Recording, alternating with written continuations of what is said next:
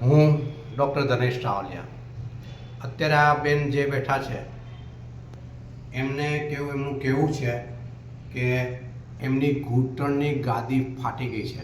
કેટલા વર્ષથી બેન તમને ફાટેલી છે? 2017થી. 2017 એટલે કે 7 વર્ષથી. અને ચાલવામાં ઘણી તકલીફ હતી. દાદરા તો ઉતરતા નહોતા ને? દાદરા નથી ઉતરી. દાદરા ઉતરવામાં ઘણી તકલીફ હતી. અત્યારે આ કેનેડાની વનસ્પતિનો આનો અર્ક એની પર સ્પ્રે છાંટેલો છે. 1 મિનિટ પછી એનો દુખાવો તે જરા પણ નથી. અદ્ભુત દવા. આપણે એના મોઢે સાંભળીએ. કેટલા ટાઈમથી દુખાવો હતો?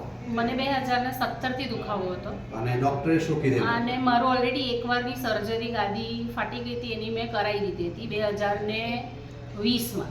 પણ પછી પણ એ જે રીતનું રાહત થવી જોઈતી હતી એવી રાહત નથી થઈ. હજુ બી હું ઘણીવાર બેસીને ઊભી થઉં, દાદરા ચડ ઉતર કરું, એટલે મારે ડાખા પગે જ ચાલવું પડે ને દુખાવો અસહ્ય ચાલુ જ હતો. એટલે કે લંગડાતા પગે. યસ. અને હમણાં મને ડૉક્ટરે આ દવા સ્પ્રે કરી આપી અને 1 મિનિટ મસાજ કર્યો, એ પછી હું 1 માળ ચડીને આવી ગઈ. ઓલમોસ્ટ દુખાવો અત્યારે મને જરાય ફીલ જ નથી થતો. હવે લાગે કે ચોટીલાનો પહાડ ચડી શકાય? આરામથી હું તો ચડી જઈશ. મારે જોવું છે કે મારાથી ચડાઈ છે કે નહીં. ચડાશે.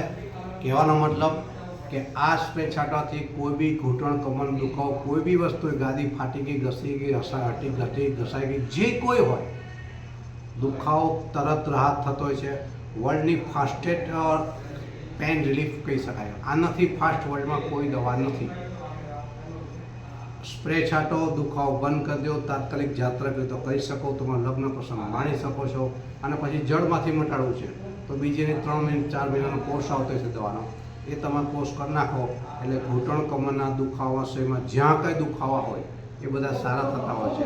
ફ્રોઝન શોલ્ડર થાય કે ઊંચો નથી થતો, ખાલી અહીંયા સ્પ્રે મારે અને અહીંયા સ્પ્રે મારે, એક જ વીકમાં ઊંચો થતો હોય છે. હું ઈચ્છું છું ભારત ઘૂંટણ કમરના દુખાવા મુક્ત, ઓપરેશન મુક્ત. માત્ર આટલું કરવાથી આટલી સ્પીડમાં થતી હોય એવી વર્લ્ડની એક જ દવા. Thank you.